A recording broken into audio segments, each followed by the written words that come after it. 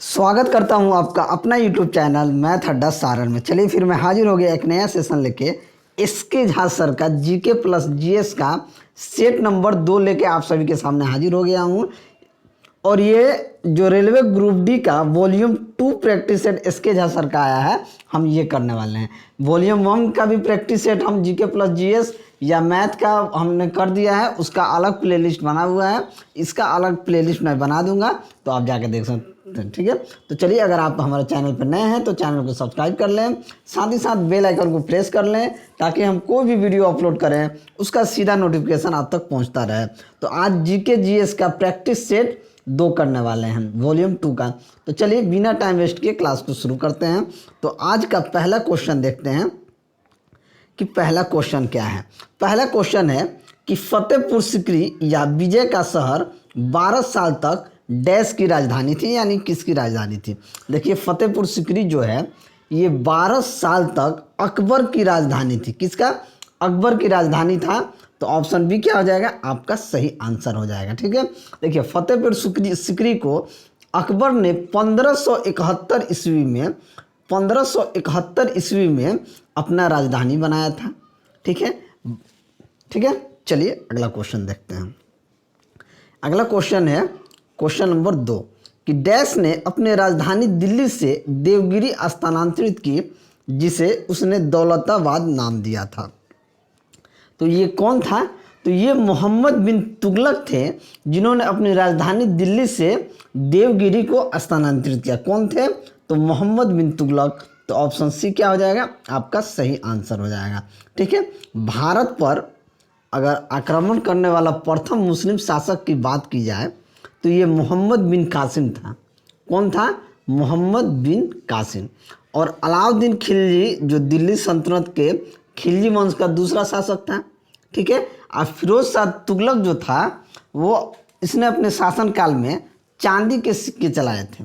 ये फिरोज शाह जो तुगलक था ये अपने शासनकाल में चांदी का सिक्का चलाया था। ठीक है, चलिए अगला क्वेश्चन देखते हैं कि इब्राहिम लोदी 1526 ईस्वी में पानीपत की पहली लड़ाई में डैश द्वारा मारा गया था, यानी किसके द्वारा मारा गया था, ये हमसे पूछा जा रहा है। ठीक है,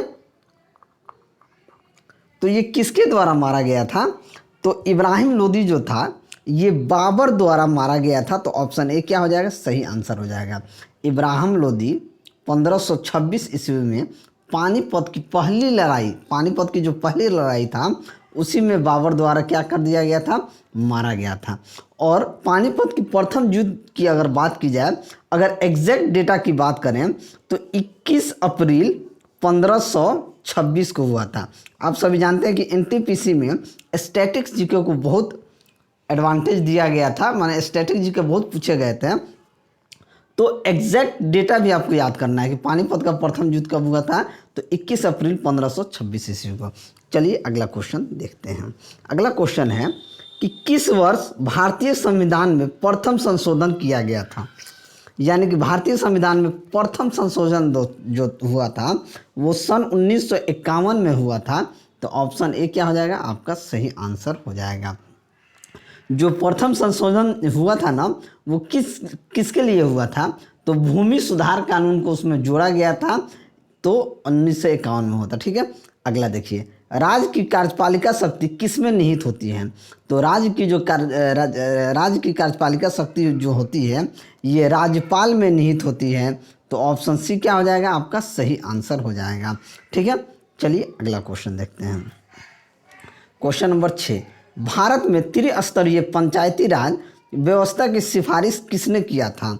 तो ये सिफारिश जो था बलवंत राय मेहता समिति ने किया था। तो ऑप्शन बी क्या हो जाएगा? आपका सही आंसर हो जाएगा। ठीक है, चलिए अगला क्वेश्चन देखते हैं। सूर्य का दीप्तिमान सतह क्या कहलाता है? तो सूर्य का दीप्तिमान सतह जो होता है वो प्रकाश मंडल कहलाता है। तो ऑप्शन बी क्या हो जाएगा? आपका सही आंसर हो जाएगा। चलिए अगला क्वेश्चन देखते हैं कि सर्वाधिक जैव विविधता पाई जाती है। तो सर्वाधिक जैव विविधता किस में पाई जाती है? तो ये सर्वाधिक जो जैव विविधता होती है उष्णकटिबंधीय वर्षा वन में पाई जाती है। तो ऑप्शन सी क्या हो जाएगा? आपका सही आंसर हो जाएगा। चलिए अगला क्वेश्चन देखते हैं हम कि बोथनिया की खाड़ी दो देशों के बीच स्थित है, उनमें से एक फिनलैंड है तो दूसरा कौन सा है? एक फिनलैंड है तो दूसरा कौन सा? देखिए बोथनिया की खाड़ी एक फिनलैंड है तो दूसरा क्या है? स्वीडन है। तो ऑप्शन ए क्या हो जाएगा? आपका सही आंसर हो जाएगा। ठीक है, फिनलैंड की राजधानी हेलसिंकी है और स्वीडन की राजधानी अगर पूछा जाए तो ये स्टॉकहोम है। ठीक है, चलिए अगला क्वेश्चन देखते हैं। क्वेश्चन कि नेपच्यून के अलावा कौन सा ग्रह ब्लू प्लैनेट के रूप में भी जाना जाता है? तो नेपच्यून के अलावा जो होता है पृथ्वी जो है, जिसे ब्लू प्लैनेट के रूप में जाना जाता है, तो क्या है? पृथ्वी है। तो ऑप्शन सी क्या हो जाएगा? आपका सही आंसर हो जाएगा। मंगल ग्रह को लाल ग्रह के नाम से भी जाना जाता है। ठीक है, चलिए अगला क्वेश्चन देखते हैं। अगला क्वेश्चन है कि भारतीय रिजर्व बैंक की प्रथम महिला डिप्टी गवर्नर कौन थी? तो पहली डिप्टी गवर्नर महिला जो थी वो केजी उदेसी थी। कौन थी? केजी उदेसी। तो ऑप्शन बी क्या हो जाएगा? आपका सही आंसर हो जाएगा। कभी कभी रिजर्व बैंक का स्थापना भी पूछ लेता है, जो लास्ट टाइम में पूछा था। तो याद रखिएगा कि रिजर्व बैंक की स्थापना जो था 1 अप्रैल 1935 को हुआ था। ठीक है, 1 अप्रैल 1935 को हुआ था। चलिए अगला क्वेश्चन देखते हैं कि क्वेश्चन भारत डैश का सबसे बड़ा उत्पादक, उपभोक्ता और आयातक है, यानी किसका सबसे ज़्यादा? तो भारत जो है दाल का सबसे बड़ा उत्पादक भी है, उपभोक्ता भी है और आयातक भी है। तो ऑप्शन ए क्या हो जाएगा? आपका सही आंसर हो जाएगा। दाल को गरीबों का दूध भी कहा जाता है। दाल को गरीबों का दूध भी कहा जाता है। ठीक है, अगला क्वेश्चन देखते हैं। अगला क्वेश्चन है कि कार्य होता है यदि डैश है। कार्य क्या होता है? कार्य होता है यदि डैश है, यदि डैश है तो ये ऊर्जा हो जाएगा। कार्य होता है यदि ऊर्जा है। कार्य करने की क्षमता को क्या कहते हैं? हम ऊर्जा कहते हैं। ठीक है, तो मतलब वही ये कार्य होता है यदि डैश है तो क्या हो जाएगा? ऊर्जा। तो ऑप्शन बी क्या हो जाएगा? आपका सही आंसर हो जाएगा। नेक्स्ट, निम्नलिखित में से कौन सी ऊर्जा गतिज ऊर्जा होती है? गतिज ऊर्जा कौन सी होती है? द्रव, प्लाज्मा, ठोस या गैस? तो जो गतिज ऊर्जा होती है वो गैस होती है। तो ऑप्शन डी क्या हो जाएगा? आपका सही आंसर हो जाएगा, क्योंकि गैस के कणों की गतिज ऊर्जा अधिकतम होती है। गैस का जो बहुत छोटा छोटा पार्टिकल्स होता है जिसकी गतिज ऊर्जा क्या होती है? अधिक होती है। और ठोस के कणों की अगर गतिज ऊर्जा देखी जाए तो वो एकदम न्यूनतम होती है। ये चीज़ याद रखिएगा, ठोस के कणों की गतिज ऊर्जा न्यूनतम होती है और गैस की कणों की गतिज ऊर्जा अधिकतम होती है। चलिए अगला क्वेश्चन देखते हैं कि निम्नलिखित में से कौन सी गतिज ऊर्जा है? मैंने कौन सी गतिज ऊर्जा पूछा है? ए बंदूक से निकली गोली, बी तीव्र गति से कार्यरत एक रेलवे इंजन, या सी एक साधारण पेंडुलम की गति। यानी कौन सी गतिज ऊर्जा है, हमसे ये पूछा गया है। देखिए गतिज ऊर्जा क्या होती है? काइनेटिक एनर्जी बराबर होता है हाफ mv²। क्या होता है? हाफ mv², जहाँ m कह सकते हैं वस्तु का द्रव्यमान है, अभी वस्तु का वेग होता है। अब देखिए, यानी कि ये तीनों कह सकते हैं कि ये तीनों क्या है? गतिज ऊर्जा है। ए बी सी, ये बंदूक से निकलेगी गोली तो कुछ द्रव्यमान की होगी और उसका कुछ स्पीड भी होगा। ये सारा क्या हो जाएगा? गतिज ऊर्जा हो जाएगा। तो ऑप्शन डी क्या हो जाएगा? आपका सही आंसर हो जाएगा। चलिए अगला क्वेश्चन देखते हैं। रॉकेट लॉन्चिंग कौन से नियम पर आधारित होता है? ये सभी जानते हैं, रॉकेट लॉन्चिंग जो होता है न्यूटन गति का तृतीय नियम पर आधारित होता है। तो ऑप्शन ए क्या हो जाएगा? आपका सही आंसर हो जाएगा। ये क्वेश्चन कई बार पूछा है रेलवे में। ठीक है, चलिए अगला क्वेश्चन देखते हैं हम। प्रतिबल का प्रभाव निम्नलिखित में से किस पर निर्भर करता है? तो प्रतिबल का जो प्रभाव होता है वो क्षेत्रफल पर निर्भर करता है, क्योंकि प्रतिबल बराबर क्या होता है? फोर्स बट्टा एरिया। तो ये किस पर निर्भर करता है? क्षेत्रफल पर निर्भर करता है। ठीक है, तो ऑप्शन डी क्या हो जाएगा? आपका सही आंसर हो जाएगा। अगला क्वेश्चन देखते हैं कि सार्वत्रिक गुरुत्वाकर्षण नियतांक जी की खोज किसने की थी? ये बड़ा वाला जी है। बड़ा वाला जी की खोज किसने की थी? तो ये आपका हेनरी कैवेंडिश ने किया था। तो ऑप्शन सी क्या हो जाएगा? आपका सही आंसर हो जाएगा। ठीक है, हेनरी कैवेंडिश ने इसकी खोज की थी और न्यूटन ने बताया था कि दो पिंडों के बीच के कार्य करने वाला जो आकर्षण बल होता है उन पिंडों के दरम्यान m1 m2 जो होता है गुणनफल F इज, क्लियर करके बताते हैं, F is directly proportional to m1 m2 बट्टा आर स्क्वायर जो होता है, जिसका ये डायरेक्टली प्रोपोर्शनल हटा के जी कांस्टेंट लगाते हैं, जी कांस्टेंट होता है जी m1 m2 बट्टा आर स्क्वायर। इस जी का मान कभी कभी पूछता है, जी का मान होता है 6.67 इंटू 10⁻11 न्यूटन मीटर स्क्वायर पर केजी स्क्वायर। ठीक है, कई बार इसमें बड़का जी का मान पूछ लेता है, तो इसका वैल्यू आप ध्यान में रखेंगे। चलिए अगला क्वेश्चन देखते हैं कि उत्प्लावन यानी बॉयंसी का केंद्र हमेशा कहाँ होता है। तो उत्प्लावन का जो केंद्र होता है विस्थापित द्रव के आयतन के केंद्र के क्या होता है, संपाती होता है। तो ऑप्शन बी क्या हो जाएगा, आपका सही आंसर हो जाएगा। ठीक है, चलिए अगला क्वेश्चन देखते हैं। अगला क्वेश्चन के लिए थोड़ा सा हमको छोटा करना होगा क्वेश्चन, ठीक है, ताकि क्वेश्चन पूरा हमको नज़र आ जाए। थोड़ा सा और बढ़ सकता है, यस, ठीक है। क्वेश्चन कह रहा है कि नीचे एक अभिकथन और एक कारण दिया गया है। अभिकथन कह रहा है कि जब वेग स्थिर और तरंगदैर्घ्य आदि रखी जाती है तो आवृत्ति दोगुनी हो जाती है। ठीक है, कारण कह रहा है वेग बराबर आवृत्ति इंटू तरंगदैर्घ्य होता है। v बराबर क्या होता है, इन लेमडा होता है। कारण कह रहा है कि v बराबर इन लेमडा। कह रहा है कि जब वेग स्थिर रखा जाए और तरंगदैर्घ्य आधी रखी जाए तो आवृत्ति दुगना हो जाता है। ठीक है, इसके लिए हमें क्या करना होगा, इसके लिए हमें फॉर्मूला v बराबर इन लेमडा से, v बराबर इन लेमडा से अगर दो निकालें, पहले में क्या कहता है, कह रहा है कि जब वेग स्थिर और तरंगदैर्घ्य आधी रखी जाती है तो रखी जाती है तो आवृत्ति दुगना हो जाता है। यानी यहाँ lambda is directly proportional to 1/n अगर हम कर दें और वहाँ से n2 बट्टा n1 बराबर लेमडा 1 बटा लेमडा 2 करें और यहाँ से लेमडा 2 को आधा करें तो n2 बट्टा n1 बराबर हो जाएगा 2 लेमडा 1 बट्टा लेमडा 1। लेमडा लेमडा कट जाएगा यानी n2 बराबर क्या हो जाएगा 2n, यानी कि ये होता है। तो इसका कारण क्या हो जाएगा, अभिकथन और कारण दोनों सही है, लेकिन कारण जो है अभिकथन की उचित व्याख्या नहीं करता, ये उचित व्याख्या नहीं कर रहा। ठीक है, लेकिन v बराबर n लेमडा होता है। ठीक है, तो ऑप्शन बी क्या हो जाएगा, आपका सही आंसर हो जाएगा। चलिए अगला क्वेश्चन देखते हैं। अगला क्वेश्चन है कि किसी पदार्थ का, थोड़ा सा इसको भी कम करना होगा, कि किसी पदार्थ का अपवर्तनांक हवा में प्रकाश की चाल से किस प्रकार संबंधित होता है। तो किस प्रकार संबंधित होता है, तो अपवर्तनांक बराबर क्या होता है, अपवर्तनांक बराबर होता है हवा में प्रकाश की चाल बट्टा पदार्थ में प्रकाश की चाल। यानी कि हवा में प्रकाश की चाल बट्टा पदार्थ में प्रकाश की चाल, तो हवा में प्रकाश की चाल बट्टा पदार्थ में प्रकाश की चाल। तो ऑप्शन डी क्या हो जाएगा, आपका सही आंसर हो जाएगा। चलिए अगला क्वेश्चन देखते हैं। अगला क्वेश्चन है कि निम्नलिखित में से किसमें उत्तल दर्पण का उपयोग किया जाता है। तो देखिए उत्तल दर्पण का प्रयोग किसमें किया जाता है, उत्तल की बात की गई है। तो उत्तल दर्पण जो है रियर व्यू मिरर में किया जाता है, रियर व्यू मिरर। तो ऑप्शन डी क्या हो जाएगा, आपका सही आंसर हो जाएगा।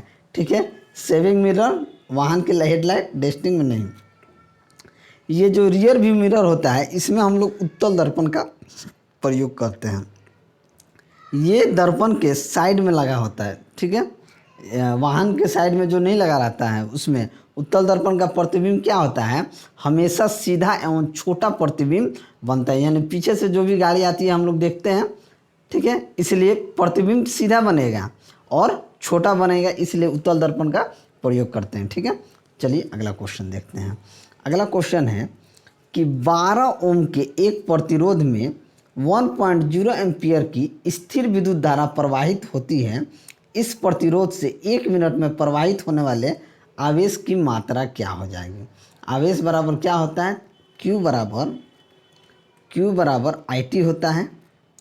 ठीक है, अब देखिए एक समय 1 मिनट में कितना सेकंड होता है, तो 60 सेकंड। 1 एम्पियर की धारा बहेगी तो 1 गुना 60 यानी कि 60 कूलाम हो जाएगा। 60 कूलाम हो जाएगा तो ऑप्शन बी क्या हो जाएगा, आपका सही आंसर हो जाएगा। चलिए अगला क्वेश्चन देखते हैं कि 9 ओम प्रतिरोध वाले तार को दोगुना कर दिया जाता है तो तार के नए प्रतिरोध की गणना कीजिए। अगर दुगना तार का प्रतिरोध को हम दुगना कर दें, 9 इसका है, तो देखिए ये थोड़ा सा एक फार्मूला होता है, तार का प्रतिरोध का फार्मूला होता है आर बराबर रो एल बाई ए। ठीक है, अब देखिए आर अगर 9 है तो रो बराबर एल बाई एरिया क्या हो जाएगा, पाई आर स्क्वायर। ठीक है, अब एरिया पाई आर स्क्वायर हो जाएगा। अब कह रहा है तार को दुगना कर दिया जाए, अब इस आर को अगर 2r कर देंगे तो क्या हो जाएगा, 4r स्क्वायर हो जाएगा। तो इसमें 2 इक्वेशन बनेगा, एक इक्वेशन तो ये बन गया कि 9 बराबर इतना, दूसरा इक्वेशन बनेगा कि r1 बराबर रो एल बट्टा पाई, दुगना कर देंगे तो 2r स्क्वायर हो जाएगा यहाँ से, तो ये हो जाएगा रो एल बट्टा 4 पाई आर स्क्वायर। अब ये समीकरण से जब दोनों समीकरण से एक दूसरे से भाग देंगे तो ये क्या हो जाएगा, 9 बट्टा r1 बराबर, ये देखिए rho L 4 pi r square, ये सारा कट जाएगा। ये तो यहाँ से हमारे पास क्या बचेगा, यहाँ से बच जाएगा 1 बट्टा ये बच जाएगा 4 बट्टा 1। तो r1 का मान क्या हो जाएगा, r1 हो जाएगा 9 बट्टा 4। 9 बट्टा 4 का मतलब होता है कि 2.25 ओम। तो ऑप्शन सी क्या हो जाएगा, आपका सही आंसर हो जाएगा। चलिए अगला क्वेश्चन देखते हैं कि डैश एक रासायनिक परिवर्तन नहीं है। क्या एक रासायनिक परिवर्तन नहीं, एक अंडा का पकाना, एक आइस क्यूब पिघलना, या केक को बेक करना, या केला सड़ना। तो रासायनिक परिवर्तन नहीं है तो आइस क्यूब को पिघलाना ये रासायनिक परिवर्तन नहीं है, तो ऑप्शन बी क्या हो जाएगा, आपका सही आंसर हो जाएगा। ठीक है, नेक्स्ट, तीसरे सेल में इलेक्ट्रॉन की अधिकतम संख्या कितनी होती है। तो तीसरे सेल में कितनी संख्या हो जाएगी, उसे 2n स्क्वायर से करेंगे तो तीसरा यानी कि 2 गुना 3 का स्क्वायर, 3 के 9 दूना 18, यानी कि तीसरे में कितना होता है, 18 होता है। तो ऑप्शन सी क्या हो जाएगा, आपका सही आंसर हो जाएगा। देखिए पहले कक्षा में इलेक्ट्रॉनों की अधिकतम संख्या क्या होती है, 2n स्क्वायर। पहले में 2, 1 का स्क्वायर 2, दूसरा में 2 का स्क्वायर 2 दूना 4, 8, 2 8 18 हो जाएगा। इसी तरीके से चौथा में पूछेगा तो 4 चौके 16, 16 दूना 32, इस तरीके से चला जाएगा। ठीक है, चलिए अगला क्वेश्चन देखते हैं कि परमाणुओं से प्राप्त ऊर्जा को डैश कहते हैं। तो परमाणुओं से प्राप्त ऊर्जा को हम क्या कहते हैं, नाभिकीय ऊर्जा कहते हैं। तो ऑप्शन ए क्या हो जाएगा, आपका सही आंसर हो जाएगा। चलिए नेक्स्ट देखते हैं, इसको लिए थोड़ा सा शॉर्ट करना होगा। हाँ यस, चलिए क्वेश्चन कह रहा है कि निम्नलिखित में से कौन सा कथन सही या गलत नहीं है। सही है, सही गलत नहीं है, ये क्या हो गया, सही है या गलत नहीं है, केवल सही है गलत दोनों बताना है। ए, एक अम्ल जो पूरी तरह से आयनों से आयनीकृत हो जाता है वह H+ आयनों का बड़ी मात्रा में उत्पादन करता है।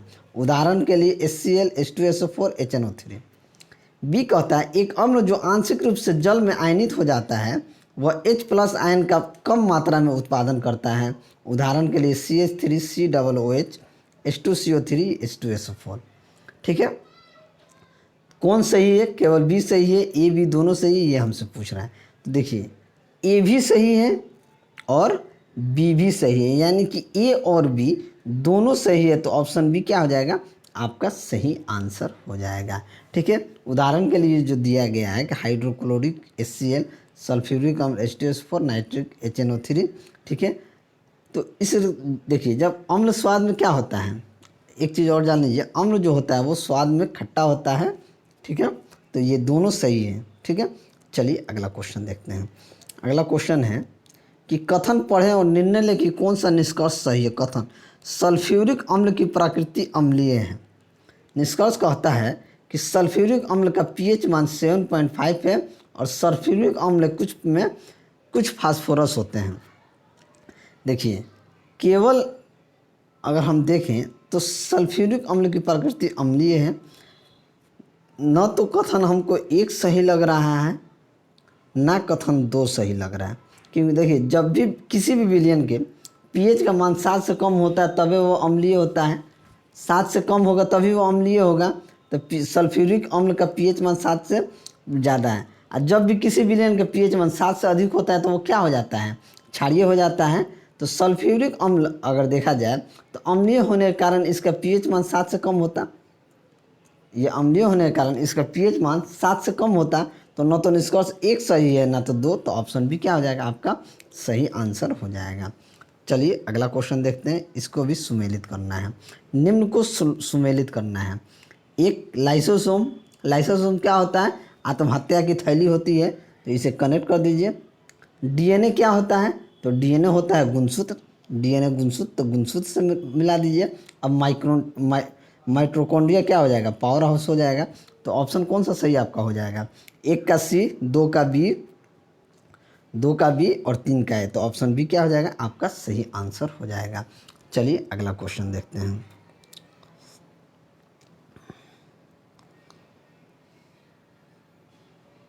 अगला क्वेश्चन कह रहा है, थोड़ा सा इसको भी नीचे करना होगा, कि डैश एक संयोजी उत्तक है। कौन सा संयोजी उत्तक है, तो रक्त जो होता है ये संयोजी उत्तक होता है। तो ऑप्शन बी क्या हो जाएगा आपका सही आंसर हो जाएगा। संयोजी उत्तक मानव शरीर में से एक अंग को दूसरे अंग से जोड़ने का कार्य करता है। संयोजी उत्तक जो होता है मानव शरीर में एक अंग को दूसरे अंग से जोड़ने का कार्य करता है, ठीक है। चलिए नेक्स्ट, निम्न में से कौन सा जाइलम का प्रकार नहीं है, यानी कि जाइलम का कौन सा प्रकार नहीं है, तो जाइलम का प्रकार कौन नहीं होता है, तो संवाहक नहीं होता है, ठीक है। तो कौन सा हो जाएगा, सीव ट्यूब जो होता है ये जाइलम का प्रकार नहीं है। तो ऑप्शन बी क्या हो जाएगा आपका सही आंसर हो जाएगा। जाइलम के 4 प्रमुख कोशिकाएं कौन कौन होती है, आपका वाहिनिकाएं यानी ट्रेहाइड्स होता है, वेसल्स होता है, जाइलम क्या नाम है, जाइलल प्रेनसाइमा होता है, जाइलम फाइबर होता है, ये सारे जाइलम के प्रकार हैं, ठीक है। इसका प्रमुख कार्य क्या होता है, जल और खनिजों का अवशोषण कर पौधों के पत्तियों तक पहुंचाना होता है, ठीक है। चलिए अगला क्वेश्चन देखते हैं, इसके लिए भी थोड़ा सा डाउन करना होगा। चलिए, निम्न में से कौन सा कथन गलत है, गलत कथन हमको बताना है कि डीएनए का पूरा नाम डीऑक्सीराइबो न्यूक्लिक एसिड है, ठीक है। यह गुणसूत्र में उपस्थित होने वाला रासायनिक तत्व है जो आनुवंशिक गुण वहन करता है। यह डीएनए एक पॉलीन्यूक्लियोटाइड है। यह न्यूक्लियोटाइड डीएनए की ही मूलभूत संरचनात्मक इकाई है जो 2 अवयव से मिलकर बनी होती है। तो ये क्या होता है, देखिए डीएनए जो होता है पॉली न्यूक्लियोटाइड है, ठीक है। ये डीएनए की मूलभूत संरचनात्मक इकाई है। तो केवल ऑप्शन सी हमको सही लग रहा है। तो ऑप्शन सी क्या हो जाएगा आपका सही आंसर हो जाएगा, ठीक है। चलिए अगला क्वेश्चन देखते हैं कि डियोडेनम डैश का एक भाग है। डियोडेनम जो होता है ये छोटी आंत का एक भाग होता है। तो ऑप्शन ए क्या हो जाएगा सही आंसर हो जाएगा। यहाँ यू की तरह मुड़ा होता है जिसे ग्रहण या आपका पकवास कहते हैं, ठीक है। नेक्स्ट, निम्नलिखित में से मानव मस्तिष्क का वह हिस्सा कौन सा है जिसमें विचारों का संग्रह होता है। तो विचारों का संग्रह कहाँ होता है, तो अग्र मस्तिष्क में जो होता है विचारों का संग्रह होता है। मानव मस्तिष्क का कितना भाग होते हैं, अग्र मस्तिष्क भाग, मध्य मस्तिष्क भाग और पश्च मस्तिष्क भाग, यानी 3 भाग होते हैं। तो ऑप्शन डी क्या हो जाएगा आपका सही आंसर हो जाएगा। अगला क्वेश्चन देखते हैं कि नेत्र में प्रवेश करने वाले प्रकाश की मात्रा को किसके द्वारा नियंत्रित किया जाता है। तो किसके द्वारा नियंत्रित किया जाता है, तो ये नेत्र में प्रवेश करने वाले प्रकाश की मात्रा को पुतली द्वारा नियंत्रित किया जाता है। तो ऑप्शन ए क्या हो जाएगा आपका सही आंसर हो जाएगा। पुतली यानी कि इरिस, आँख का वह हिस्सा होता है जो आँखों में पहुँचने वाले प्रकाश को क्या करता है, नियंत्रण करता है, और आँखों के रंग के लिए पुतली ही क्या होता है जिम्मेदार होता है। नेक्स्ट, अमीबियासिस के कारण क्या होता है। अमीबियासिस के पेचिश रोग होता है, पेचिश होता है। तो ऑप्शन बी क्या हो जाएगा आपका सही आंसर हो जाएगा, ठीक है। देखिए अमीबियासिस संक्रमण गर्म जगहों पर गंदे पानी से होना सबसे आम है। गर्म जगह जहाँ होता है वहाँ गंदे पानी से ये होता है, ठीक है।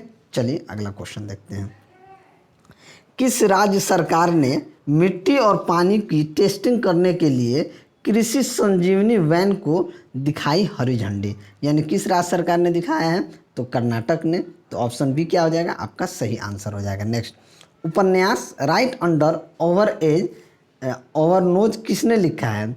तो राइट अंडर ओवर एज किसने लिखा है नोज, ये लिखा है आर गिरिधरन ने। तो ऑप्शन सी क्या हो जाएगा आपका सही आंसर हो जाएगा। आरबीआई के महाप्रबंधक आर गिरिधरन ने अपनी पहली पुस्तक लिखा है राइट अंडर आवर नोज। ठीक है, चलिए नेक्स्ट। गुवाहाटी उच्च न्यायालय का मुख्य न्यायाधीश किसे नियुक्त किया गया है? तो गुवाहाटी का जो उच्च न्यायाधीश है सुधांशु धूलिया जी को नियुक्त किया गया है। तो ऑप्शन बी क्या हो जाएगा? आपका सही आंसर हो जाएगा। चलिए अगला क्वेश्चन देखते हैं। अगला क्वेश्चन है कि सिक्किम उच्च न्यायालय के मुख्य न्यायाधीश के रूप में किसने शपथ ली है? तो किसने शपथ लिया अभी? तो जेके माहेश्वरी ने लिया है। तो ऑप्शन ए क्या हो जाएगा? आपका सही आंसर हो जाएगा। अगला क्वेश्चन देखते हैं कि अमेरिकी सेना के पहले भारतीय अमेरिकी सीआईओ कौन बने हैं? तो सीआईओ कौन बने हैं? तो डॉक्टर राज अय्यर बने हैं। तो ऑप्शन ए क्या हो जाएगा? आपका सही आंसर हो जाएगा। नेक्स्ट, पाकिस्तान ने किस रॉकेट सिस्टम का सफल परीक्षण किया है? तो पाकिस्तान ने फतह 1 का सफल परीक्षण किया है। तो ऑप्शन ए क्या हो जाएगा? सही आंसर हो जाएगा। देखिए ये फतह हथियार जो प्रणाली है दुश्मन के इलाके या पारंपरिक युद्ध जाने में सक्षम है। फतह हथियार का जो प्रणाली है 140 किलोमीटर की सीमा तक लक्ष्य को मार सकती है ये फतह 1। ठीक है, नेक्स्ट कि चित्रा घोष का निधन हो गया ये कौन थी? चित्रा घोष जिनका निधन हो गया ये कौन थी? तो प्रोफेसर थी। तो ऑप्शन डी क्या हो जाएगा? सही आंसर हो जाएगा। देखिए चित्रा घोष ये प्रोफेसर थी। कोलकाता के लेडी ब्रेबॉर्न कॉलेज में राजनीति विज्ञान की पूर्व प्रमुख रही चित्रा घोष का निधन हो गया है। ठीक है, ये नेताजी सुभाष चंद्र बोस की भतीजी थी। ये कौन थी? नेताजी सुभाष चंद्र बोस की भतीजी थी। ठीक है, चलिए नेक्स्ट। सत्यपाल का निधन हो गया ये कौन थे? तो सत्यपाल जो थे ये फैशन डिज़ाइनर थे। तो ऑप्शन ए क्या हो जाएगा? आपका सही आंसर हो जाएगा। तो चलिए अगर मेरा वीडियो आपको अच्छा लगा हो तो वीडियो को लाइक करें, दोस्तों में शेयर करें। अगर आप हमारे चैनल पर नए हैं तो चैनल को सब्सक्राइब करें। मैं ऐसे ही वीडियो लेके आपके सामने हाजिर होता रहूँगा। चलिए मिलते हैं अगले वीडियो में, तब तक के लिए जय हिंद।